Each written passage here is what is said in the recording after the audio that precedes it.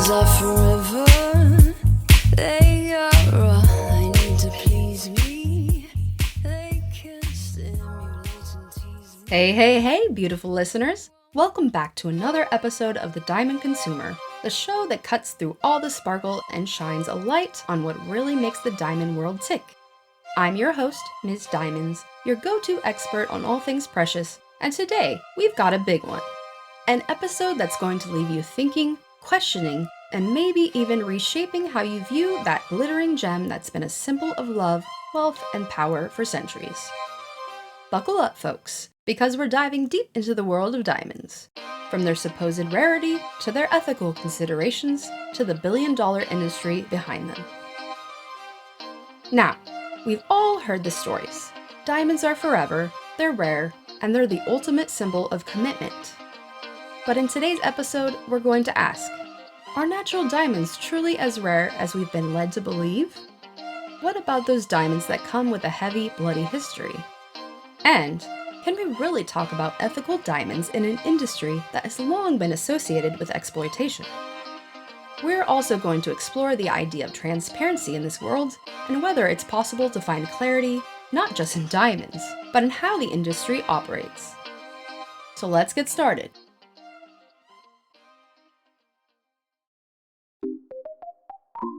Let's kick things off with a question I've been asked countless times.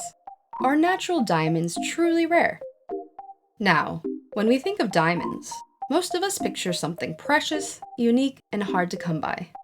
The marketing campaigns love to tell us that diamonds are rare, scarce even, which of course is what gives them their value, right? But here's the kicker.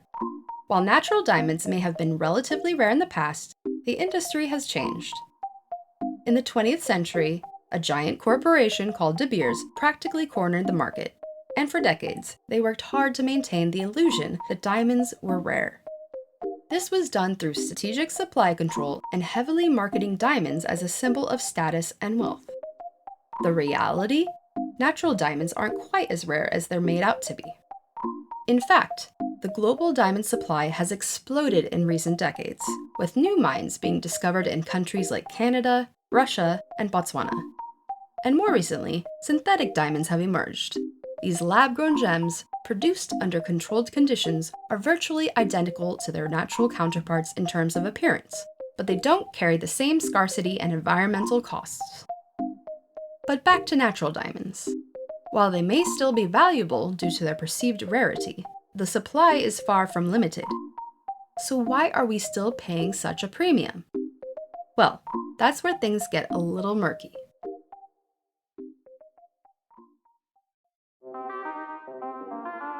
Let's take a step back into the darker side of the diamond world, conflict diamonds, or blood diamonds as they're often called.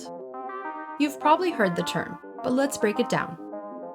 Conflict diamonds refer to diamonds that are mined in war zones and sold to finance armed conflict against governments.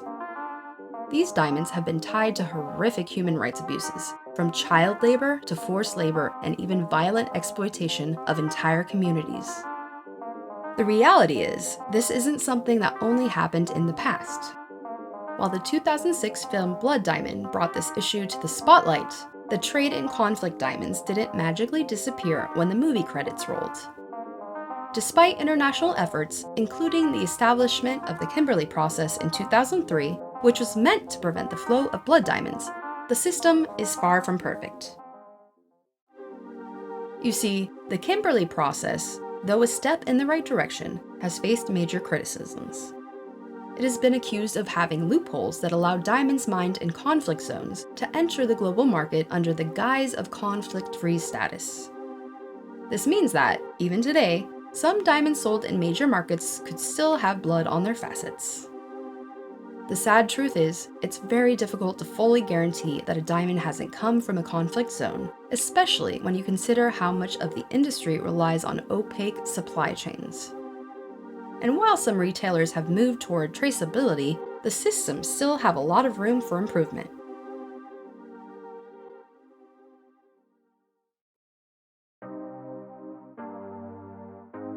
Now, let's shift gears and talk about something a bit more uplifting: ethical diamonds.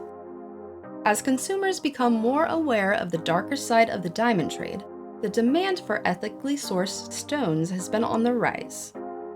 Ethical diamonds are those that are mined or manufactured in ways that support workers' rights, environmental sustainability, and social responsibility.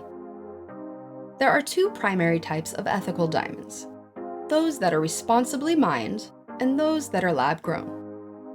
When it comes to mined diamonds, ethical sourcing often means that the mining process is regulated, workers are paid fair wages, and environmental impacts are minimized.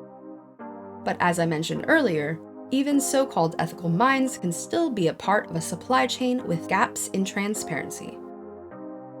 Lab-grown diamonds, on the other hand, have been hailed as a more sustainable and ethical alternative to their natural counterparts. They're produced in labs using advanced technology that replicates the natural diamond formation process.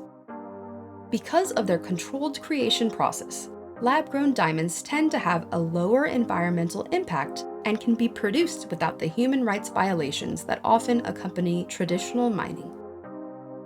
But are lab-grown diamonds truly ethical? Well, it depends. While the environmental and social impacts are far less than those of traditional mining, lab-grown diamonds still require energy and resources, and the process isn't entirely without consequence. But for many, the fact that they don't contribute to conflict, environmental degradation, or exploitation, hopefully, makes them a more ethical choice. And finally, we come to the big question: can there ever be true transparency in the diamond industry? Transparency has become a buzzword in recent years, and consumers are more aware than ever about where their purchases come from and how they're made. But despite growing efforts by some companies, the diamond industry is still notoriously opaque. From the hidden origins of conflict diamonds to the unregulated practices of some mines, transparency remains a major challenge. Some retailers offer traceability systems, claiming that their diamonds are responsibly sourced, but there's no universal standard for what responsible means. Furthermore, many supply chains are so complex that it's nearly impossible to track the origins of every stone. The reality is, true transparency would require significant changes across the entire industry, from mining to retail. Companies would need to adopt far more stringent standards, enforce ethical practices at every level, and provide consumers with verifiable proof of a diamond's journey from the earth to their jewelry box.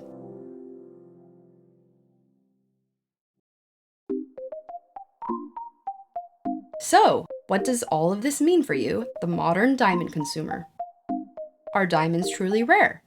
Well, not as rare as we've been led to believe. Are natural diamonds tainted with a bloody legacy? Unfortunately, yes, they've been, and to some extent, still can be. Can we find ethically sourced diamonds? Yes, but with limitations. And as far as transparency, well, the jury's still out. The bottom line here is that the diamond industry is complicated. If you want to make an informed choice, it's important to understand the history and the challenges, and to ask the tough questions. Whether you opt for a natural diamond, a lab-grown one, or even a vintage piece, make sure you're buying from a company that prioritizes ethical sourcing and transparency. Remember, you have the power to make a difference, one diamond at a time.